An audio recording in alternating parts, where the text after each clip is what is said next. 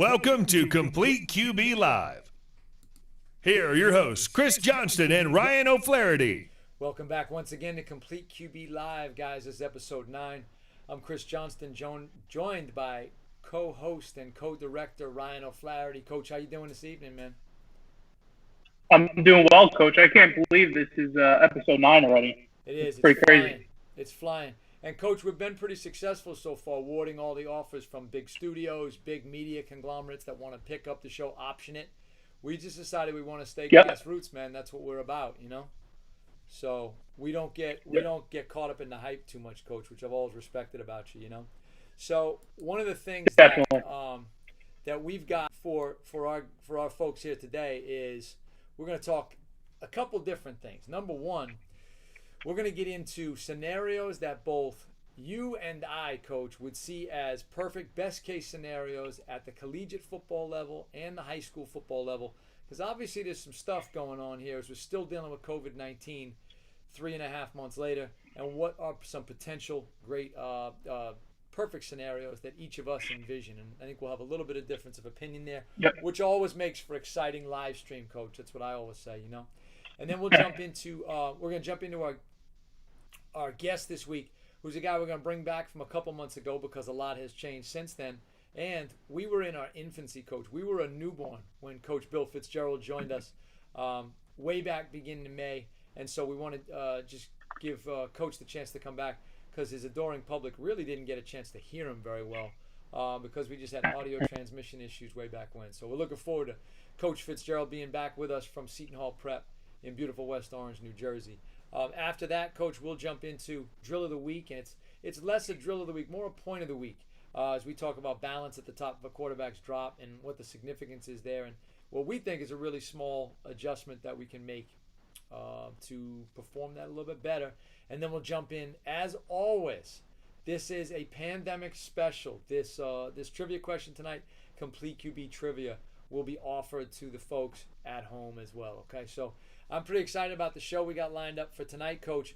I think we're going to let you kick it off, Coach. Something that is on your mind that could make this football season perfect scenario at both the high school level and the collegiate level, given that we're dealing with a pandemic right now. What's on your mind, Coach O'Flaherty?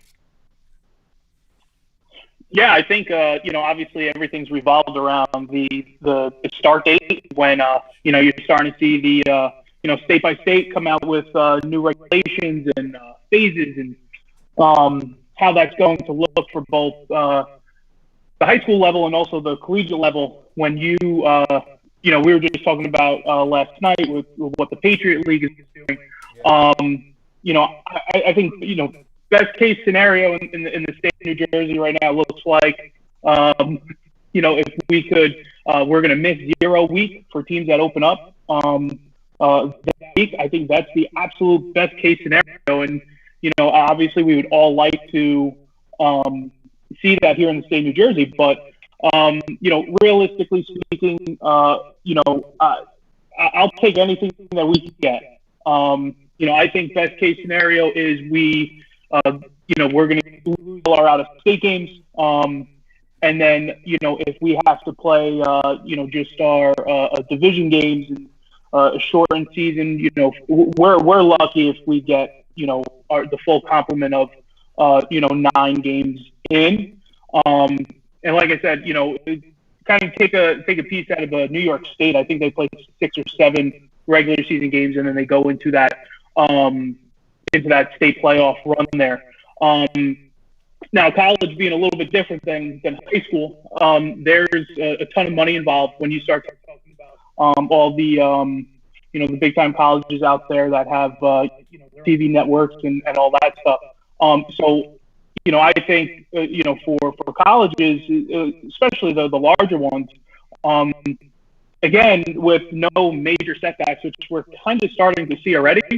They're going to get some type of football, and I guess that's the bottom line. Everybody just wants to see something. So that's kind of where I'm at. Let's do whatever we can to ensure that at the high school level we're playing some type of season, and then it's going to be really interesting to see is that high level, collegiate level, if money is a driving factor there. So it's going to be interesting. I'm still really positive.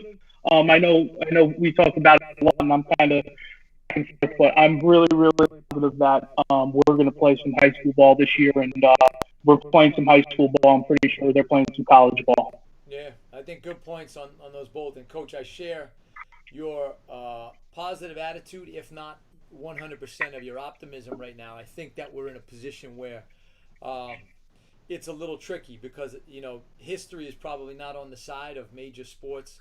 And when I say major sports, I count high school football against that and small college football against that. The four major sports, I don't feel like history's on our side and saying that we're gonna be successful in getting it done. I certainly hope we do, and I'm pulling for it strong. I know that they announced at least a preliminary date for many of the high school programs in our coaching state in New Jersey, mid-July when we get back with the players, with some really CDC heavy major constraints on what can be done.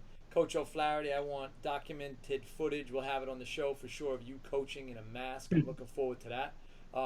It's really going to diminish I think just the curb appeal of that beard that you've been working on here in the off season, covered up by that mask. But safety first, my friend. So my solution for college and high school football, I'm going to start at the collegiate level, and it might not be one that's popular right now. However, what I'm afraid of is that if we go too hard on both the college and the high school level, that we're going to get, even if it's not a serious public health risk, I think that the impression, the public opinion, and more important, the political opinion, will be that, hey, we're doing all of this for the sake of a game, and we're seeing infection numbers spike. We've seen that already.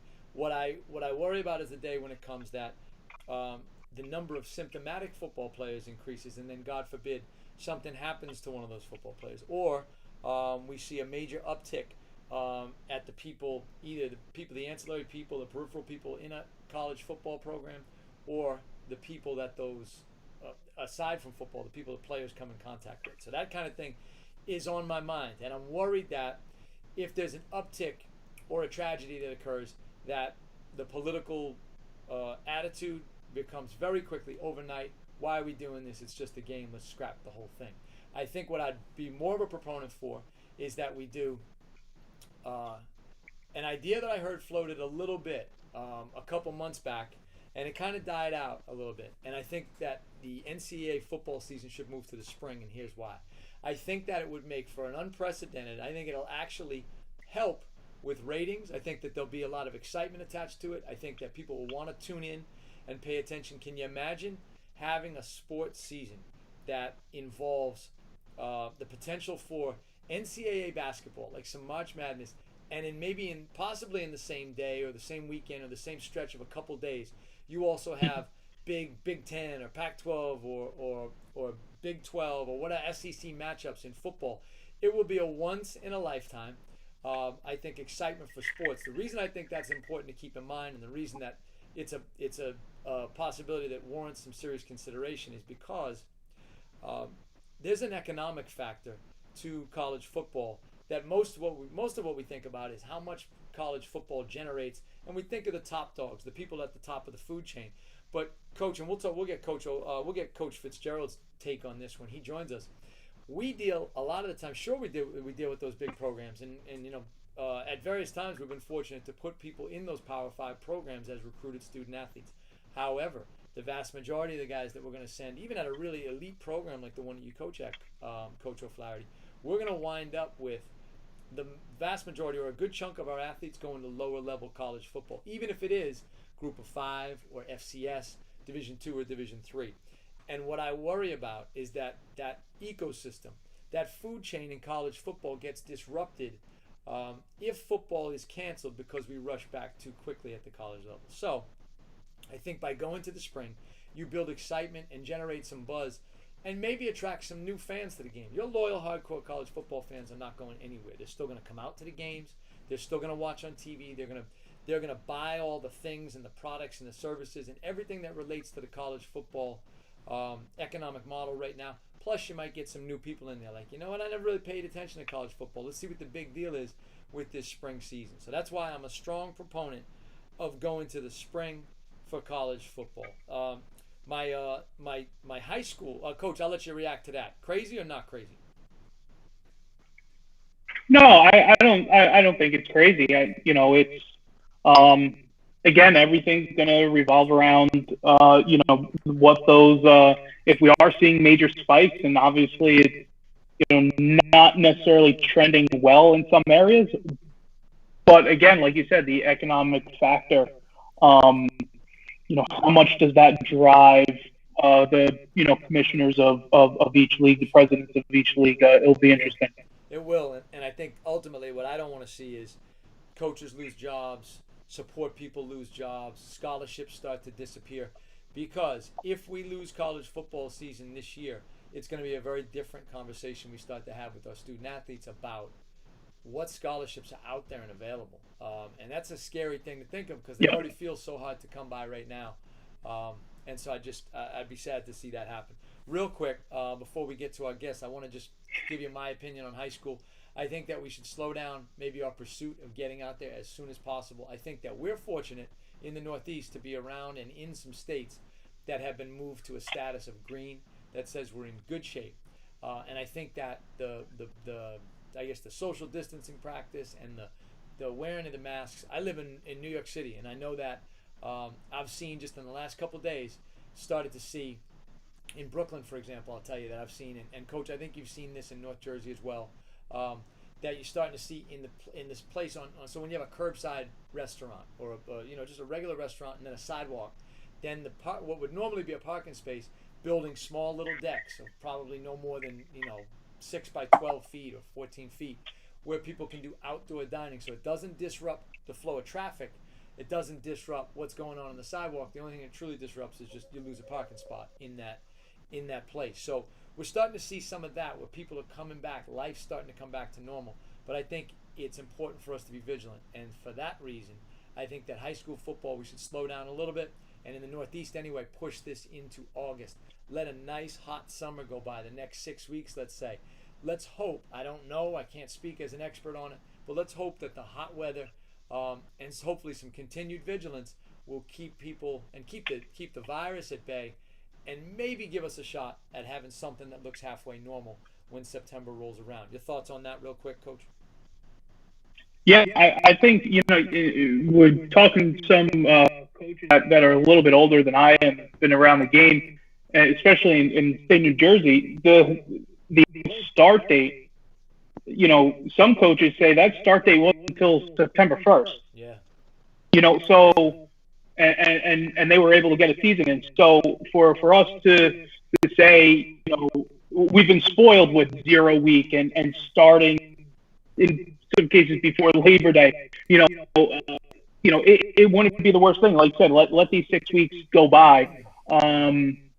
Let's start that heat acclimation period. Kind of back into football condition, and then start your season from there. And again, like I said before, even if it's we play 7 games, 7 games and then playoffs in New Jersey, you're looking at 3 additional games, at least for the non-publics. Yep. So you're looking at a 10-game season. Worst case, you're losing 2 games if you get to the final. Absolutely. So good points there. So interesting discussion there. Go ahead and let us know in the chat what your opinion is. What should college football be doing? What should high school football be doing? And if you have a regional opinion on that, hey, California, go ahead and do it now. East Coast, wait till August, wait till September. Whatever your thought is on that, let's make it a discussion here. Always feel free to let us know at Complete QB. Coach, I'm excited to get this guy back. He may get promoted, Coach. We may have to negotiate a contract with this guy to be a regular contributor because I like his opinion. He's got a massive cult following in New Jersey. I think we noticed that. He shattered the record for replay views on Complete QB Live on YouTube. And always, he's a guy from a football family. I don't even know if we mentioned before that. The son of a longtime New Jersey high school football coach, a beloved and highly respected high school football coach in the state of New Jersey. His dad was. And so this is a guy who's a football lifer with a lot to bring to the table. And so excited to get back in here. we're going to welcome from Seton Hall Prep in West Orange, New Jersey, Coach Bill Fitzgerald. Coach, how you doing today, man? I'm doing great. I'm glad to be with you guys. Absolutely, man. Coach, that's some background. Did you How long guys are you working on that background today, man? It took me a little while, but I figured it out. I was just wondering, you had me back on. I appreciate it. I'm honored, but did you run out of friends to bring on? Coach, listen. As you know, in the broadcasting game, in this business, ratings speak, man, and people were clamoring for it, and we like to try to give the public what they want, man. And so we got you back, and we're excited to do it. And it's funny because we were in quarantine last time we talked to you 8 weeks ago, and now here we are 8 weeks later, and we're still in quarantine, and it's got a different kind of vibe to it because it just feels more real. Now, we talked to you the last time about, like, what's it going to mean when we're say we're still in quarantine, we're waiting for the fall to come, and we speculated on all that. Now we're living it, and now we're right on the Coach, I know you like the SAT words when I throw them around. We're on the precipice of coming back to high school football, at least in the Northeast where we're at, So excited to kind of get your input and your feedback on that. Coach O'Flaherty, why don't you kick us off with Coach Fitz, man? Yeah, Coach. So what's your thoughts here? How do you feel about us returning into phases, and how do you think that's going to play out? Well, I think as coaches, you got to live what you preach, and I know that you guys both talk about controlling the controllables, and right now, we're spiritual. We're putting a lot of trust in our players to be safe when it's time to come back.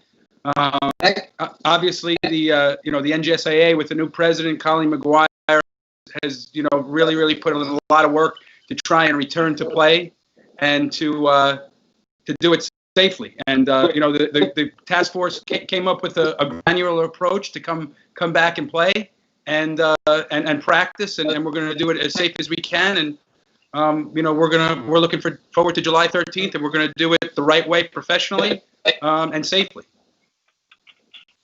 Yeah, I think that's going to be the most challenging part in terms of getting us into the groups of 10.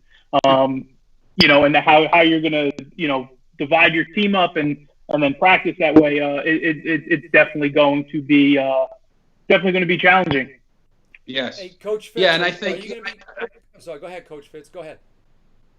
Yeah, I just think even though that kids have done things and we have worked out virtually and some guys have weights and some guys are doing push-ups and stuff, they're not going to be in as great a shape as they normally would. So I think coming out of the gate and making sure that you're working on conditioning first at the right pace is going to be important. So that safety factor is a critical component in my mind.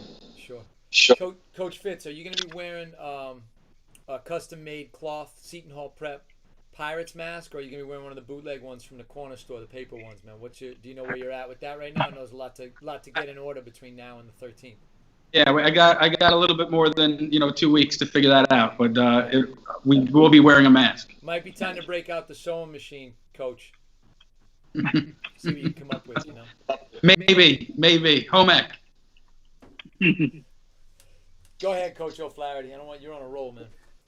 I definitely am. So, Coach, let's just switch gears here just a little bit. Let's get away from COVID and all the anxiety that we're going to have about returning to play here. Something we've tried to steer away from with CQB Live is talking X's and O's and getting into very clinic-like atmosphere. But probably one of the questions over, I guess I've known you now for the better part of 15 years.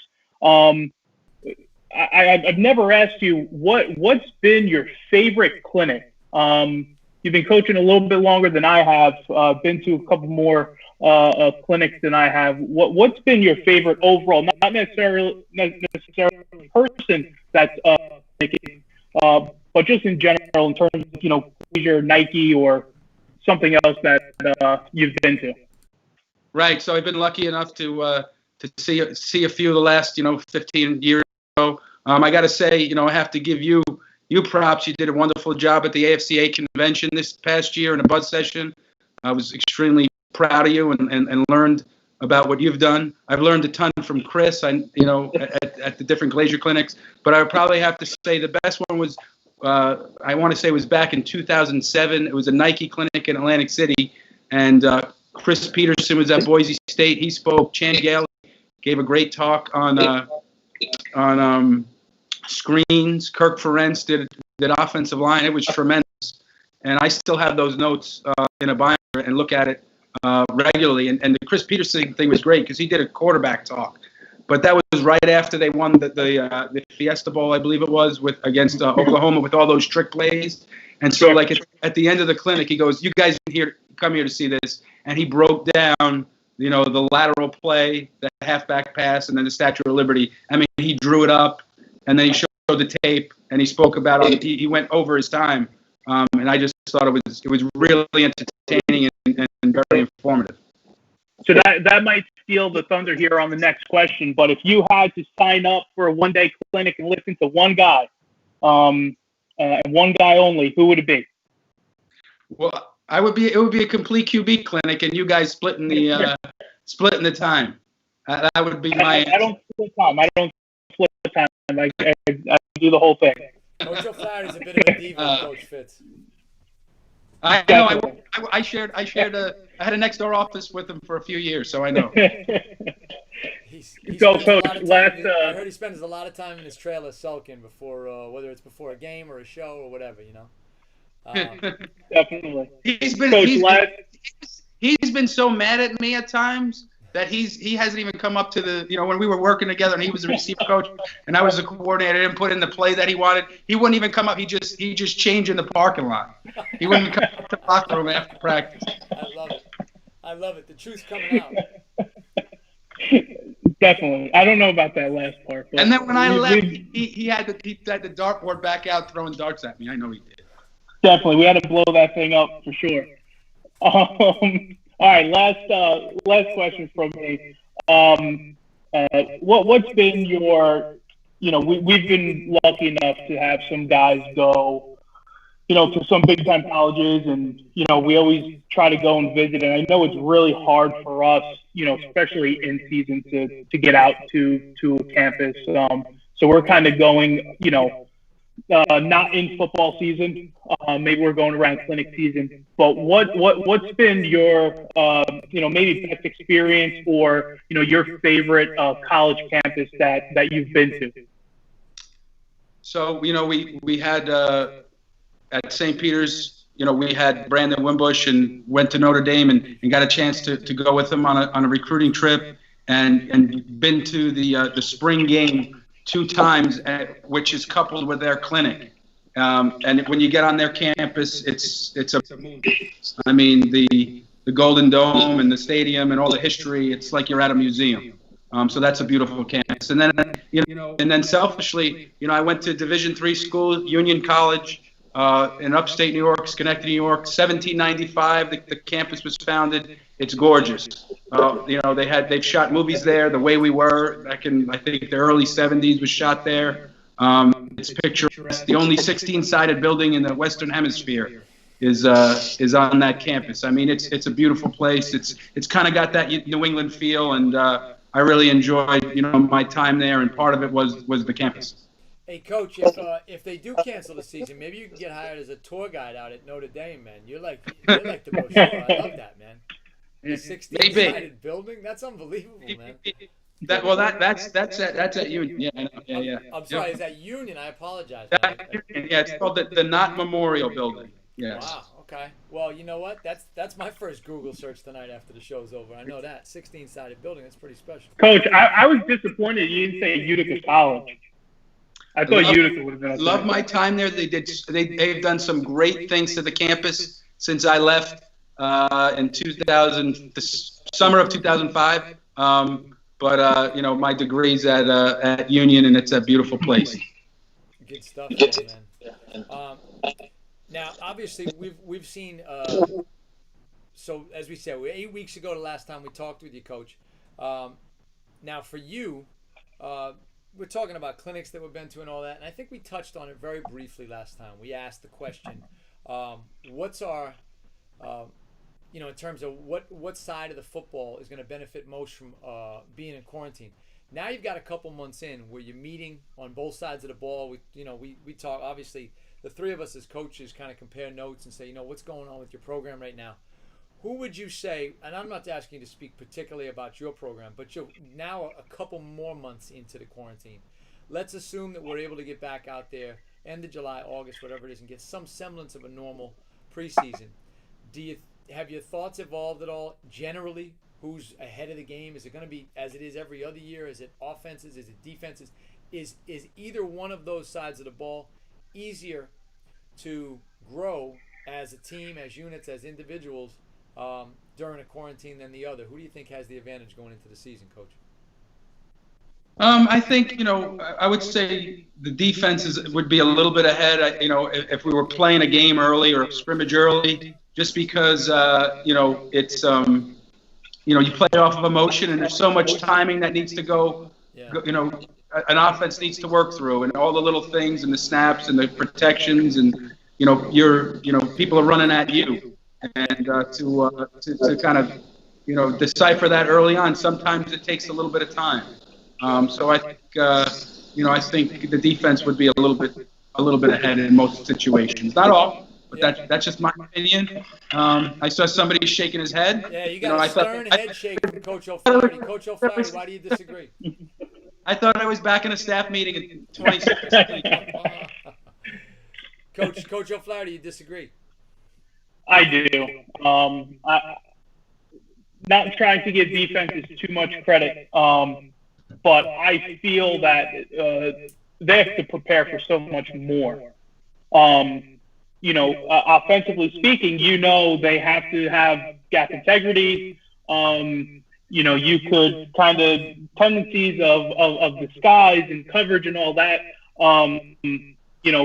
Bottom line is, defenses need to have run fits. So they have to have run fits versus, from 10 personnel all the way to your heavy personnel. And again, there's a lot of stuff that they have to prepare. Just like I said, from the run and pass game. And there's only so much that you'll be able to install early on. So I think offensively, now saying offensively, if we could get into some type of rhythm. I'm sure rhythm it will be a key component there. But in terms of preparation, I think offense will have the slight advantage. Yeah, and it's funny too. Just hearing the two of you guys talk, that one of the things that stands out to me here is that having gone through this for the first time in all our lives, now I feel like a semi-expert on what it means to be a football coach during quarantine.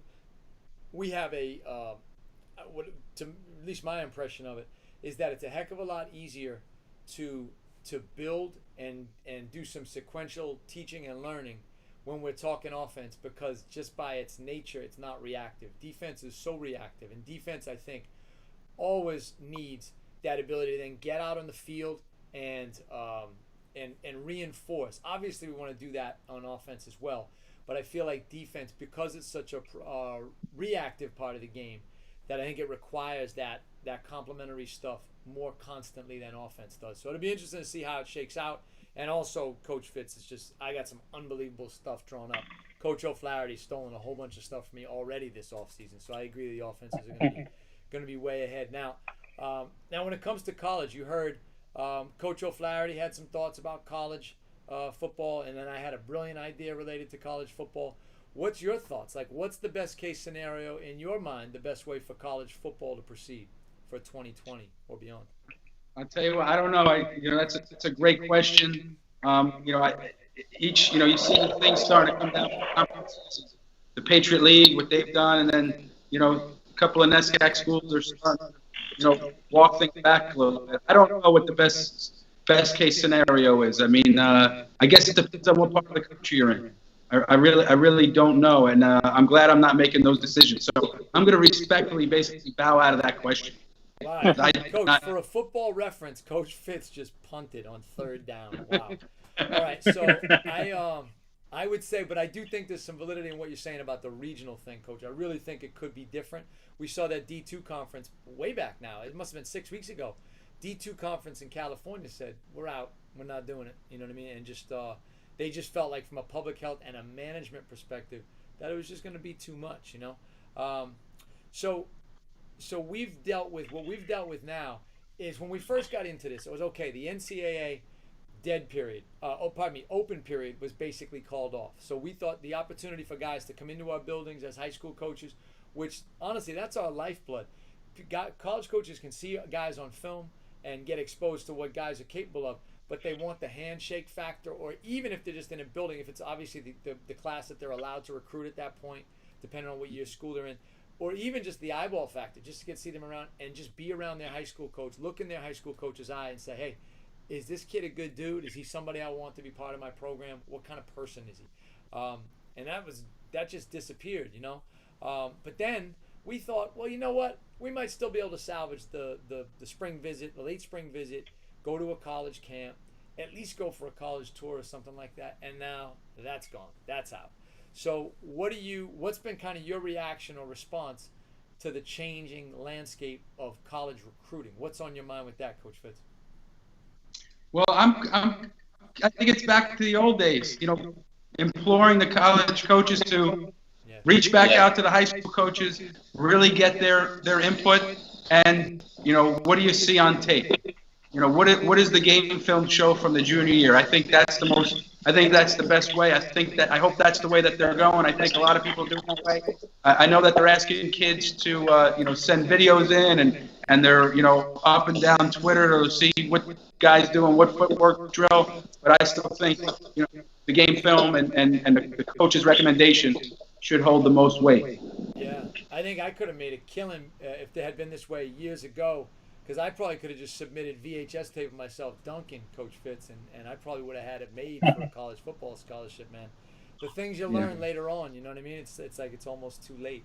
So you can't ignore what's been happening around the world, and particularly in the U.S. here lately.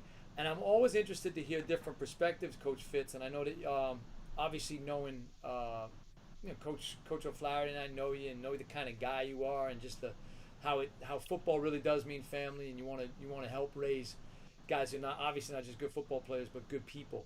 I'm always interested to see how is it that you've taken the approach to talking issues like social justice and anti-racism and all the things that are being brought to light right now that are so important and really can't be ignored if you're doing a kind of a holistic job with your the kids that are left in you. And it goes above and beyond football. What's been the approach, and what do you think is the important message that we need to be relaying to our kids as football coaches? Right. So there's a new kind of term that we've used, you know, at Seton Hall, and as we've done team building, you know, when we started this whole virtual meetings, you know, we looked at different. Everybody has a slogan, you know, trust or loyalty, and I looked at this word availability. And, you know, what did that mean? Well, at first it meant, you know, being at practice and being open to coaching and being coachable. And then as this came about, everything that happened with George Floyd and everything around the country, well, I think it can be carried over to that. I think people have to be available. They have to have open minds and open hearts and be willing to listen to others and to learn from others. The good things that happen, and then the things that people are struggling with. And we have, you know, we're a fairly diverse team, and so it did affect some of the kids, and you know, we wanted to let them know as a staff and as a program that we're available, we're open, and we're ready to listen and help them with whatever they're going through. So we were lucky enough to have, you know, a couple of African American coaches that got hired, and they, you know, they spoke a little bit. And we also had a police officer that's part of the staff, and offered a really good, open and available perspective that I thought was very refreshing, and I believe was well taken. You know, I'm sure it continues to be part of our, just part of the climate as you go back into school at some point too. So this conversation isn't just going to end in the summer; it's going to carry over to the school year when classes are back in session. And I think talking about it is great. You got to make sure that you live it, and I hope that we do, and I hope that I do, and I want my players to do the same thing. That's great. How have you seen the response so far? You've been excited about the response you've got from the guys on your roster? It's been okay. I think we got a kind of a young group. I'm not sure if they're totally comfortable about speaking about everything, but just I think what we can do as a staff, continue to hammer home the availability that we're here, and we're going to help. And there's some built-in challenges to that when you're doing it during a period when you can't be around them in their presence physically. You know what I mean? So there's a major. Right. There's a not to say that you're slapping everybody on the back, but there's something to being in somebody's physical presence when you talk about something. I think emotion can be felt a little bit better, and that sort of thing. So good. I'm glad that you're taking such a proactive approach to it. I think it's a really, really important topic. I know Coach O'Flaherty's been on board with that as well. Coach O'Flaherty, I'm hogging the mic again, man. Thank God we're not in a band together, Coach. Anything you wanted to get Coach Fitz input on here? Anything additional? No, I'm all questioned out for no Coach Fitz. I think I know him too well, so it's really difficult to come up with interview questions for Coach. But I can't wait. I can't wait to follow up and see how he develops his pods in practice and get those 10 guys in the group. So I'm looking for some feedback on that, Coach. Yeah, absolutely. When this time comes. Yeah, I got a couple of drafts that I've done. I think we actually have 72 on the roster, so I'm thinking of 8 pods of 9 actually is what it's going to be. So, yep. Thinking mathematically, I like that. Coach, all I really care about, I just want to see a picture of you in the mask. I want to put it on Complete QB Live, all right? That's what's on my mind. Coach, we're coming up to Drill of the Week. We're going to have you stick around here a little bit, Coach Fitz, because we've got Drill of the Week, and then we're on to Complete QB Trivia, which people get really, really fired. They actually get a little unruly. They get so excited about it. So I'm looking forward to that. So this week, I just want to encourage people, if they want to see what we're talking about here, they can get this balance in the drop. This is the thumbnail for it, folks. Very clever. Super producer Renee put this together with the footballs on the beams and their balancing and all that. Very, very nice touch there. So this is about not so much a drill. We call it a drill of the week, but this is really about regaining control at the top of the drop. And so I'm just sharing a screenshot here with our viewers that just shows we hired a model to do this shot right here. He's at the top of his drop and he's getting that kind of that front shoulder lean as at the very last step puts that throw-in foot in the ground as kind of a hammer or a break, because we're obviously trying to generate speed and depth as we're in the quarterback pass drop on the deep stuff, but then also coming to a point of control. Is that something that Coach Fitz and Coach Fitz and Coach O'Flaherty, welcome your input on this? That whole concept of coming to control at the top of your drop, how important is that for our quarterbacks in the deep passing game, man? I go. You got it. You go. You're the Well, I think I learned from you, Chris, and I think when you look at the finished product after, you want to make sure that your back heel is underneath your back hip, right? And you're going to get ready to throw. If you're not coming to a complete, if you're not getting to the stop and you're not dipping your front shoulder, and if you're going to, that 5-step drop is going to turn into a 5-step and then a couple of stutters, and then we talked about this at the virtual meeting. It's the route is tied into the footwork, and if it's not there, all right, and if you're not succinct at the top of the drop, you're not clean there, it's not only going to throw your delivery off, you're going to be late with the. Absolutely, I agree with that one. Coach O'Flaherty, anything on this? Yeah, I think the most important thing, Coach Fitz, you said it was, being late. Being able to get to the top of your drop and anchor down. You look at so many pass concepts now. It's there's not a whole lot of patting the ball at the top of your drop anymore. There's a lot of stuff that's being thrown in rhythm. And if you can't anchor down, on that right foot for a right-handed quarterback, you're possibly going to be late with the football. So that's definitely the point that I've stressed with our quarterbacks in terms of being able to stay in rhythm starts with us being under control and being under control at the top of our draft. Absolutely, yeah, I agree with that one for sure. So, folks, as we said, head on over to the Complete QB Videos channel on YouTube. Again, Complete QB Videos, and this one, you'll see the thumbnail there for balancing up in the pocket at the end of things. Okay, so we appreciate that. So Coach Fitz, thrilled that you're here with us for Complete QB Trivia, and you strike me as a guy who's probably a pretty good student of the game, but I don't. This is probably over and above football. You got to be a hardcore football fan, I think, to really know the answer to this one. But there probably are some clues to this one. So this is, and folks, feel free to answer in the chat or DM us at CompleteQB on Twitter and let us know if you got an answer to this one. And Coach Fitz, you got so much Complete QB gear, man. I don't know what else we can get. We might get a Complete QB mink coat made for you if you get this trivia question right, man. Okay, so the question is, pardon me, what was the last year that college football experienced a shortened season? Okay, so that's the question. Last year that college football experienced a shortened season, and our options here are A, 1908, B, 1968, C, 1922, and D, 1918. So those are our ones right there. We're going to give it a second here. Now, Coach Fitz, a lot of pressure on you right here, brother, okay? Because it's really, you're putting yourself out there, and I think that's something we've learned in the quarantine. You know what I mean? We're a team. We're a family. We do this together. So we're putting you out there on a limb, and it's okay to make mistakes if you blow it on this one, Coach Fitz. But do you have an answer for me? The four choices one more time for you, Coach Fitz. A, 1908, B, 1968, C, 1922, D, 1918. The last time that a college football season was shortened. You have an answer for us, Coach? I'm going to guess 1918. Coach, this is why they're paying you those kind of dollars over at Seton Hall Prep, brother. You know that?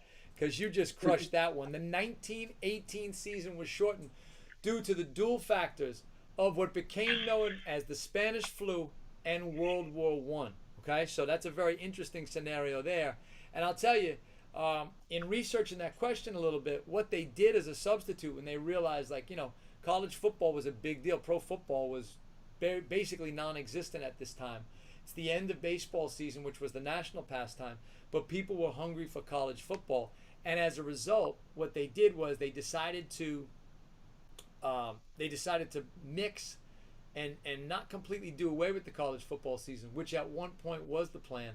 They decided instead to get, so many guys were off in military service that World War I would end shortly in just a few months, but they would have guys train as part of football teams within the Marines, within the Navy, within the Army, all this stuff, and play many of those college football teams. In fact, I believe the Rose Bowl that year, which was the only college bowl game back then, had 2 military teams in it, believe it or not, which is a little bit crazy. So, and just in case, Coach, if you're at a cocktail party, a social distancing cocktail party, Coach, with a mask on, and you get asked, there were dual national champions that year. University of Michigan, University of Pittsburgh were named the co-national champions that year, okay? Well, I think, that I had a little bit of an advantage because, Ryan and I worked at Sidelock, and I believe he was a senior that year in college playing. Ooh, I can't wait till Coach Sadlock gets to see this video, man. That's gonna be pretty fun. I love it. So Coach Fitz, I hope, other than the fact that you completely punted and you just backed down from that question about what college football should do, we like hard-hitting journalism here, Coach. So next time, make sure you come ready to deliver those opinions, man. But otherwise, as always, your interview is always a great one, and I hope that. I obviously wish for you what I wish for Coach O'Flaherty and for my own guys and everybody out there that we can have a real football season, or as close to a real as we can.